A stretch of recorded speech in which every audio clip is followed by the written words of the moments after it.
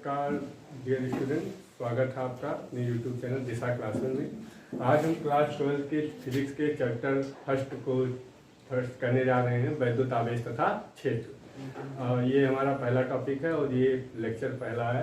आज हम देखेंगे वैद्युत। सबसे पहले इसमें इस्तेमाल हुआ है वैद्युत शब्द, इस्तेमाल हुआ है वैद्युत आवेश तथा क्षेत्र। तो वैद्युत को हम इस वैद्युत के बारे में किसने बताया है, वो वैद्युत है क्या, इसको सबसे पहले जान लेते हैं। वैद्युत क्या है? वैद्युत एक तरह की ऊर्जा है, क्योंकि पृथ्वी पर जो कुछ भी है या अपने एनवायरनमेंट में जो कुछ भी है वो एक तरह की क्या है, ऊर्जा। तो वैद्युत भी क्या है, एक तरह की ऊर्जा है। और इसके बारे में हमको सबसे पहले इंट्रोड्यूस किसने कराया? वैसे इसके बारे में कई सारी कहानियां हैं, लेकिन मैं एकदम बेसिक एकदम रियल कॉन्सेप्ट पर बात करता हूँ। इसके बारे में एक अमेरिका के वैज्ञानिक थे जिनका नाम था बेंजामिन फ्रैंकलिन। बेंजामिन फ्रैंकलिन ये अमेरिका के वैज्ञानिक थे। इन्होंने सबसे पहले इसके बारे में इंट्रोड्यूस कराया। कैसे इंट्रोड्यूस कराया ये आप जान लीजिए। ये क्या थे, अमेरिका के थे। वहाँ चल रहा था पतंगबाजी का कंपटीशन। तो वहाँ पे अपने छत पे खड़े होके इस तरह से मान लीजिए पतंग, ये पतंग है वो उसकी थ्रेड है, उड़ा रहे थे। तो पतंग जब उड़ा रहे थे तो आकाश में लाइटिंग जितनी बार हो, बिजली जितनी बार चमके, उनकी हाथों में इस थ्रेड की वजह से उनको झटका लगी। तो इन्होंने सोचा ये झटका हमको क्यों लगा, और इससे पाया कि ये झटका हमको इस वैद्युत की वजह से लगा। लेकिन फिर इन्होंने उसके लिए एक प्रयोग किया। अब आपको एक दिमाग में क्वेश्चन उठना चाहिए कि सर ये वैद्युत के उत्पन्न होने का कारण क्या है, वैद्युत आखिर में उत्पन्न ही क्यों हुई जिससे उनको झटका लगा? तो इसके उत्पन्न होने का कारण है घर्षण, फ्रिक्शन। अब ये कौन सा घर्षण, कैसा घर्षण, ये भी आप समझ लीजिए। फ्रिक्शन के साथ आपने देखा होगा जब बादल आकाश में उड़ते हैं तो वो जब टकराते हैं, उनके टकराने से क्या होता है, घर्षण उत्पन्न होता है। उस घर्षण की वजह से क्या उत्पन्न हुई, विद्युत उत्पन्न हुई, जिसके कारण ही इनको अपने हाथों में झटका लगा। और इन्होंने हमको वैद्युत के बारे में उस इंट्रोड्यूस कराया।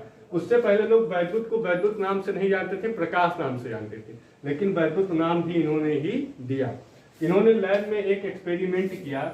अच्छा, एक क्वेश्चन और दिमाग में उठना चाहिए कि आपने देखा होगा कि जब विद्युत चमकती है तो ध्वनि और प्रकाश दोनों उत्पन्न होते हैं। तो सबसे पहले हमको लाइट दिखाई देती है और ध्वनि बाद में सुनाई देती है। ऐसा क्यों? लेकिन क्योंकि जब आपस में बादल टकराते हैं तो पहले ध्वनि उत्पन्न होती है, लाइट बाद में उत्पन्न होती है, लेकिन हमको दिखाई पहले लाइट देती है ध्वनि। इसका कारण है कि ध्वनि की चाल से प्रकाश की चाल ज्यादा होती है, और प्रकाश की चाल होती है 3 × 10⁸ मीटर पर सेकेंड। ये भी एक बहुत इंपॉर्टेंट कॉन्सेप्ट है कि प्रकाश की चाल 3 × 10⁸ मीटर पर सेकेंड होती है। और इस प्रकाश के चाल को सबसे पहले किन साइंटिस्ट ने बताया, ये भी मैं बता देता हूँ। इसको सबसे पहले बताया साइंटिस्ट थे फोगो और फिजो नाम के। फोगो और फिजो नाम के 2 साइंटिस्ट थे। उन्होंने सबसे पहले प्रकाश की चाल के बारे में बताया। उन्होंने ही बताया। जब इन्होंने एक्सपेरिमेंट किया तो ये बहुत पुराने साइंटिस्ट हैं। इनका जो इंस्ट्रूमेंट था करीब 4 किलोमीटर लंबा था, लेकिन इन्होंने सबसे पहले प्रकाश की चाल के बारे में बताया। फिर इनके बाद एक साइंटिस्ट आए माइकलसन।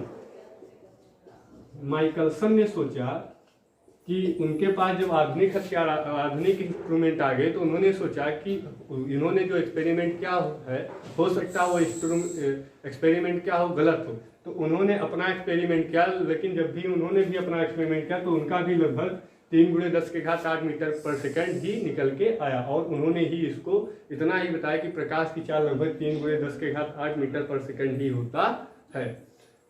3 × 10⁸ मीटर पर सेकेंड ही होता है। उसके बाद क्या हुआ कि धीरे धीरे ये कॉन्सेप्ट क्लियर होने लगा कि क्या प्रकाश। फिर आगे चल के एक इन्होंने प्रयोग किया, बेंजामिन फ्रैंकलिन ने लैब में एक एक्सपेरिमेंट किया। इन्होंने क्या किया, एक कांच की छड़ ली और दूसरे भी कांच की छड़ ली और दोनों को धागे से बांध दिया, और इन दोनों को बिल्ली की खाल से रगड़ा। बिल्ली की खाल से रगड़ने का अर्थ था घर्षण उत्पन्न करना, इनको आवेशित कर देना। तो बिल्ली की खाल से जब रगड़ा तो इन्होंने पाया कि इन दोनों ने एक दूसरे को क्या कर दिया, प्रतिकर्षित कर दिया। फिर दूसरी बार भी इन्होंने एक कांच की छड़ ली और दूसरी भी एक कांच की छड़ ली, और इन दोनों को फिर से बिल्ली की एक कांच की छड़ ली तथा दूसरी एवोनॉइड की छड़ ली, और इन दोनों को इस बार कांच, ये कांच की है और वो एवोनॉइड की छड़ ली और बिल्ली की खाल से रगड़ा। तो पाया कि इन दोनों ने एक दूसरे को क्या किया, आकर्षित किया। तो इन्होंने बताया हो सकता है कि कांच में क्या रहा हो, धनावेश रहा हो, जिसकी वजह से उसने एक दूसरे को प्रतिकर्षित किया है, और बताया कि एवोनॉइड में हो सकता है ऋण आवेश रहा हो, तो इस वजह से इन दोनों ने क्या किया है, आकर्षित किया है। तो इससे एक निष्कर्ष निकल के आया है कि दो समान आवेश एक दूसरे को प्रतिकर्षित करते हैं तथा दो विपरीत आवेश एक दूसरे को आकर्षित करते हैं। और वैद्युत आवेश क्या है, वैद्युत आवेश की डिफिनेशन आप क्या लिखेंगे वैद्युत आवेश वह कारक है जिसके कारण विद्युत तथा चुंबकीय प्रभाव उत्पन्न होता है। और आवेश कितने प्रकार के होते हैं, यहां से निष्कर्ष निकला कि आवेश दो प्रकार के होते हैं। पहला है धनावेश, दूसरा है ऋणावेश। धनावेश को आप बोलोगे पॉजिटिव चार्ज और ऋणावेश को बोलोगे आप नेगेटिव चार्ज। लेकिन आगे चल के इनका नियम इसलिए गलत हो गया क्योंकि इन्होंने कहा हो सकता है कि कांच में पॉजिटिव रहा हो सकता है एवोनॉइड में निगेटिव रहा हो। लेकिन मैं कहता हूं हो सकता है, आपके भी दिमाग में क्वेश्चन होना चाहिए कि हो सकता है कि कांच में निगेटिव रहा हो और एवोनॉइड में पॉजिटिव रहा हो, क्योंकि निगेटिव भी प्रतिकर्षित करेगा और निगेटिव प्रतिकर्षित करेगा और निगेटिव पॉजिटिव आकर्षित करेगा। तो हो सकता है इसमें भी कांच में निगेटिव रहा हो, एवोनॉइड में पॉजिटिव रहा हो। तो इन्होंने एग्जैक्ट कारण न बताने के कारण इनका ये थ्योरी क्या हो गई, रॉन्ग हो गई। तो आगे चल के कौन सी थ्योरी आई वो भी आप समझिए। आगे चल के इनकी कैसे पता चला कि किसमें पॉजिटिव रहा होगा, किसके निगेटिव रहा होगा।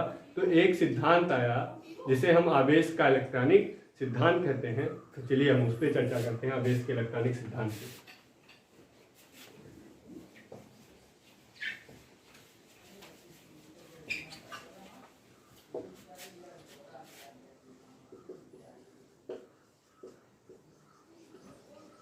आवेश का इलेक्ट्रॉनिक सिद्धांत।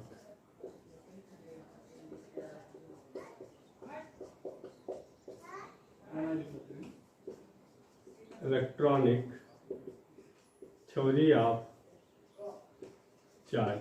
आवेश का इलेक्ट्रॉनिक सिद्धांत, इलेक्ट्रॉनिक थ्योरी ऑफ चार्ज।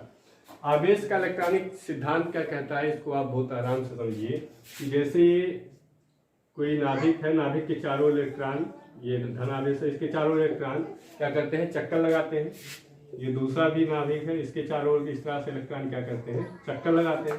अब हम इनमें क्या करें, घर्षण उत्पन्न कर दें, घर्षण करा दें, तो ये क्या होगा, इलेक्ट्रॉन जैसे जैसे आपको पता होगा नाभिक से कक्षाओं की दूरी बढ़ती जाती है, वैसे वैसे उन इलेक्ट्रॉन और नाभिक के बीच का जो बंध होता है वो कमजोर पड़ता जाता है। तो जैसे ही हम इसमें घर्षण कराएंगे इलेक्ट्रॉन क्या करेगा, अपनी कक्षा को त्याग देगा और अपनी कक्षा को त्याग के वो क्या करेगा, दूसरी कक्षा में चला जाएगा। तो इलेक्ट्रॉन त्यागने वाला, इलेक्ट्रॉन देने वाला हमेशा क्या होता है, पॉजिटिव होता है, और इलेक्ट्रॉन ग्रहण करने वाला हमेशा निगेटिव होता है। यहीं से आगे चल के पता चला कि क्या होगा कि इलेक्ट्रॉन, कांच ने इलेक्ट्रॉन दिए होंगे इसलिए वो पॉजिटिव था, और एवोनॉइड ने इलेक्ट्रॉन लिया होगा इसलिए वो क्या था, निगेटिव था। ठीक, तो यहीं से ये सिद्धांत आगे चल के क्लियर हुआ। और एक सिद्धांत आपको और पढ़ना है जिसे हम बोलते हैं आवेश संरक्षण का सिद्धांत।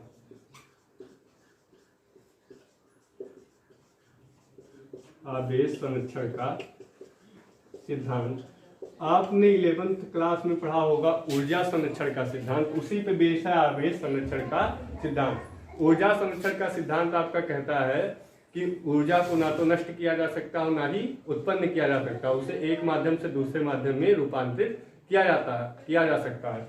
सेम आवेश को भी ना तो उत्पन्न किया जा सकता और ना ही नष्ट किया जा सकता है, उसे एक माध्यम से दूसरे माध्यम में रूपांतरित किया जा सकता है। यही सिद्धांत आपका कहता है आवेश संरक्षण का सिद्धांत, यही आपका है आवेश संरक्षण का सिद्धांत। आपको लिखना होगा तो आप यही लिखेंगे, आवेश को ना तो नष्ट किया जा सकता और ना ही उत्पन्न किया जा सकता है, इसे एक माध्यम से दूसरे माध्यम में रूपांतरित किया जा सकता है।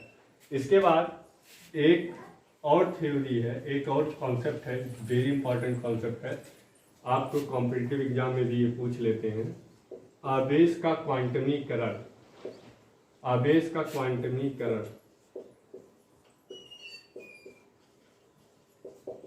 क्वांटमीकरण क्वांटाइजेशन ऑफ चार्ज,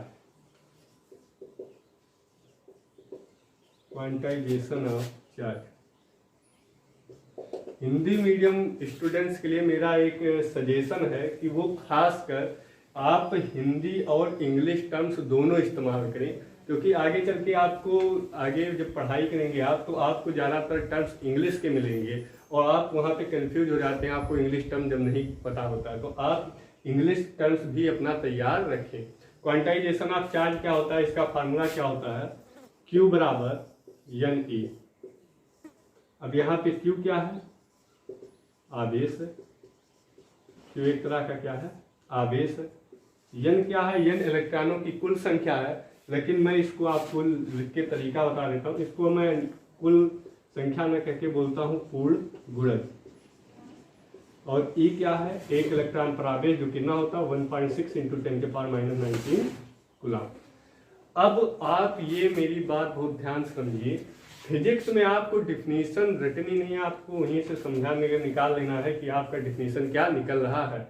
आप यहीं से सारे डिफिनीशन को बना सकते हैं, कहीं याद करने की कोई जरूरत नहीं है कि क्या होगा डिफिनीशन, कि किसी बिंदु पर, किसी पॉइंट पर कुल आवेशों की संख्या, किसी बिंदु पर कुल आवेशों की संख्या, उस पर उपस्थित एक इलेक्ट्रॉन पर आवेश का पूर्ण गुणज होता है।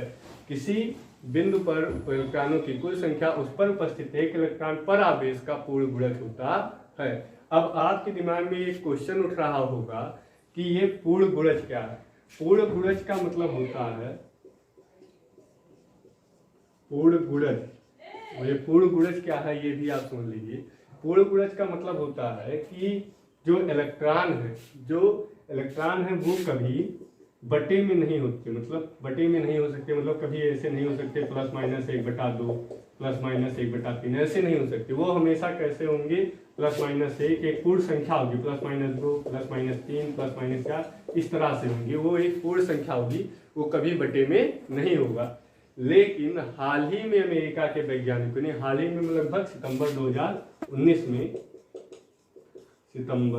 2019 में अमेरिका के वैज्ञानिकों ने खोजा, दो ऐसे इलेक्ट्रॉनों को खोजा जो एक क्या है, बटे में है, जो बटे में है और जिनका मान है +-1/3 और +-2/3, और उन्होंने नाम दिया है क्वार्क। उसको उन्होंने क्वार्क नाम दिया। दो ऐसे इलेक्ट्रॉनों को खोजा जो बटे में है और उनको नाम दिया क्वार्क, और इसको कहा 1/3 को कहा अप क्वार्क, और +-2/3 को कहा डाउन क्वार्क। अप क्वार्क और डाउन क्वार्क। ये कॉम्पिटिटिव एग्जाम में भी पूछा जा सकता है क्वार्क के बारे में, क्योंकि अभी लेटेस्ट है, ये सितंबर 2019 में खोजा गया है। दो ऐसे इलेक्ट्रॉनों को जो बटे में है उनको क्वार्क नाम दिया गया, और इसको अमेरिका के वैज्ञानिकों ने खोजा। अब चलिए इस पाठ के सबसे महत्वपूर्ण कॉन्सेप्ट, सबसे इंपॉर्टेंट कॉन्सेप्ट पे चर्चा करते हैं, जो है कूलाम का नियम।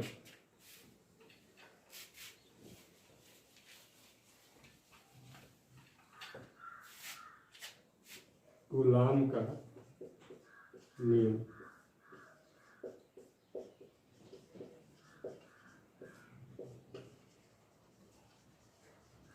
Coulombs law.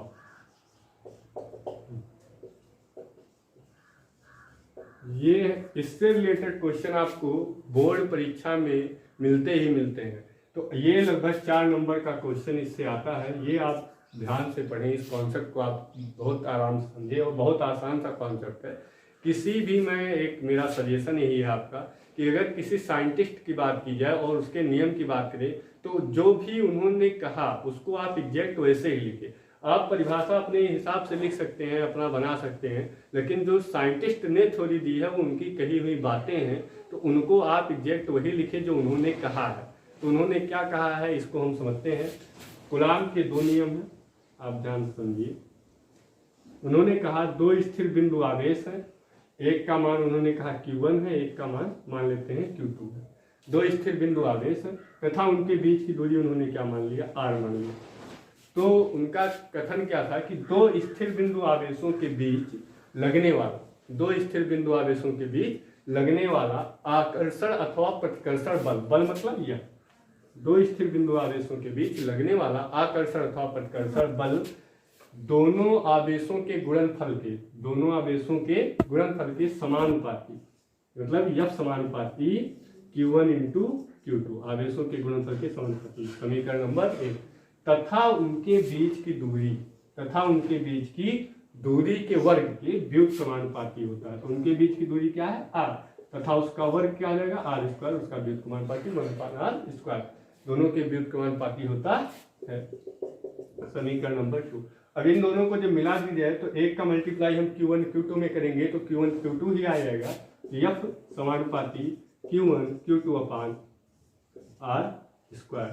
उसके बाद जब ये क्या किया गया, समानुपाती का साइन हटाता है तो एक नियतांक लगा के, फिर आया Q1 into Q2 upon r square.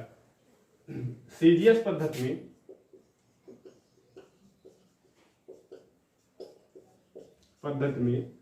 के बराबर 1 रखने पर, तो हमने क्या किया, सीजीएस पद्धति में के बराबर 1 रखा और के बराबर जब 1 रख दिया तो F इक्वल टू क्या बचेगा, Q1 into Q2 upon r square. SI unit में, एसआई पद्धति में के का मान कूलाम ने रखा 1/4 पाई एप्सिलॉन 0। तो यहां से अब के का मान 1/4 पाई एप्सिलॉन नॉट हो गया, तो F इक्वल टू क्या आ जाएगा, 1/4 pi epsilon not Q1 into Q2 upon r square. अब यहाँ पे एप्सिलॉन नॉट क्या है, एप्सिलॉन नॉट है निर्वात की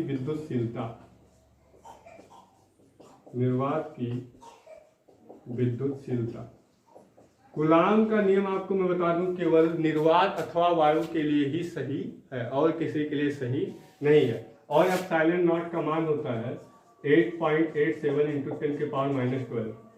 ये भी आप याद कर लेंगे, 8.87 इंटू 10 के पावर -12। फिर F equal to 1/4 pi epsilon naught का मान होता है 9.0 इंटू 10 के power 9 Q1 into Q2 upon r square. यही आपका फाइनल डेरिवेशन है। अगर आप इतना कर देते हैं तो आपको 4 नंबर मिल जाएगा। आप इसको पूरा सा एकदम एक बार आप वीडियो को करके पास करके भी देख लेना और पूरा आप तैयार कर लेना। इसके बाद यहीं से एक और कॉन्सेप्ट जुड़ा हुआ है, वो भी मैं बता देता हूँ, वो है एकांक आवेश का। एकांक आवेश का भी कॉन्सेप्ट यहीं से लिंक है। एकांक आवेश क्या होता है ये भी आप समझ लीजिए। एकांक आवेश मतलब ऐसा आवेश जिसका मान क्या हो, ±1 हो। लेकिन ये ±1 कैसे आएगा आप इसको समझिए, मैं यहीं से आपको बता देता हूँ। माना जो इनके बीच लगने वाला बल है F जो है वो 9.0 इंटू 10 के पावर 9 न्यूटन हो। लगने वाला बल 9.0 इंटू 10 के पावर 9 न्यूटन हो। दूरी जो हो r 1 मीटर मान लेते हैं, तो क्या हो जाएगा, इधर देखिए F का मान हो जाएगा 9.0 इंटू 10 के पावर 9 इक्वल टू 9.0 इंटू 10 के पावर 9। आवेश का गुणा आवेश में करेंगे तो इसको आवेश स्क्वायर मान लेते हैं। एक का स्क्वायर एक ही होगा, ये दोनों कैंसिल हो जाएंगे। अब इधर ये क्यू स्क्वायर इधर आ जाएगा पलट के, तो क्यू स्क्वायर इक्वल टू 1, तो क्यू इक्वल टू ±1। यही आ जाएगा आपका निकल के Q बराबर ±1। वही हमने कहा एकांक आवेश का कॉन्सेप्ट वहीं से निकल के आया। अब एकांक आवेश का अगर आपको डिफिनेशन लिखना हो तो आप कैसे लिखेंगे, आप लिखेंगे किन्हीं आवेशों के बीच लगने वाला बल 9.0 × 10⁻9 मीटर न्यूटन हो तथा उनके बीच की दूरी जो 1 मीटर हो और दोनों आवेश जो है वायु तथा निर्वात में हो, तो ऐसे आवेश को हम क्या कहते हैं, एकांक आवेश कहते हैं। और यहाँ से निकल के आ जाएगा आपका एकांक आवेश का कॉन्सेप्ट। आई होप आपको वीडियो समझ में आया होगा और अच्छी लगी होगी। अगर आपको वीडियो हमारे समझ में आए तो लाइक और सब्सक्राइब करना ना भूलें। चैनल को लाइक और सब्सक्राइब करें, ज़्यादा से ज़्यादा शेयर करें। Thank you.